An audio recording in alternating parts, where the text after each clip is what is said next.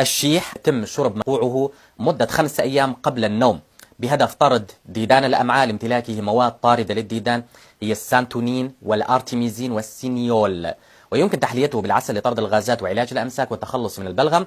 له دور كبير في تدمير الخلايا السرطانية في الجسم بشكل عجيب إذا تم وضعه خصوصا مع زيت السمسم، ويلعب دور كبير في تعزيز صحة الكبد والمرارة وعلاج الملاريا، كما أن استنشاق بخاره وشرب منقوعه يجعلك تتخدر وتنام بسرعة بسبب وجود الكيتونات والألفا بيتا ثوغون.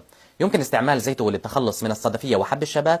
هنا أحذر، ممنوع الإكثار منه، قد يسبب السمية للجسم وينزل الدورة الشهرية بقوة وكفاءة عالية. ممنوع على الحامل لأنه يسبب الإجهاض. ممنوع تأخذ أكثر من 5 أيام متفرقة كل 30 يوم. ممنوع على المرضعة لأنه يجعل حليبها مر.